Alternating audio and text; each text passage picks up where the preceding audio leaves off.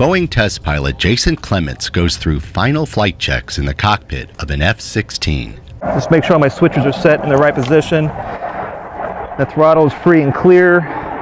Lights are on. X-ray Tango radio check. There's a strong sense of excitement for this flight.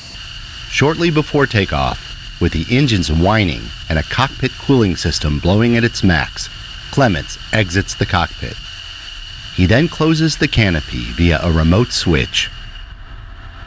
Powered up and ready for flight, the F-16 begins to roll down the runway without a pilot in the cockpit.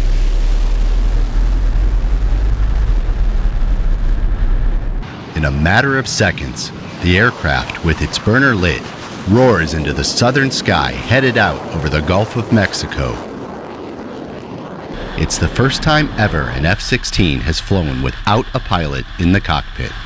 Meet Boeing's newest full-scale aerial target, the QF-16, a modified F-16 that will allow pilots the chance to train against and fire upon the most realistic enemy aircraft threats ever created. It was a little different to see it without anybody in it, but it was a great flight all the way around.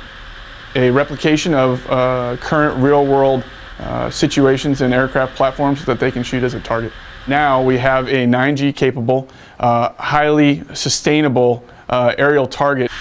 While there's no pilot physically sitting in the cockpit, 2 U.S. Air Force test pilots are flying the plane remotely from a ground control station at Tyndall Air Force Base.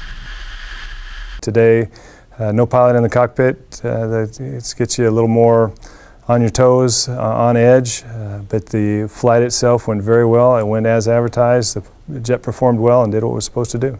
While in the air, the unmanned QF-16 reaches an altitude of 40,000 feet, a speed of Mach 1.47, and engages in aerial maneuvers such as a barrel roll while pulling more than 7 Gs.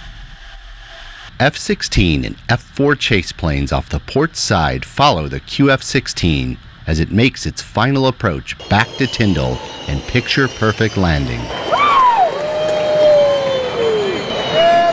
Got the jet in the air, flew great, everything worked great, made a beautiful landing, probably one of the best landings I've ever seen, and stopped right on the center line. So no, it was a great mission.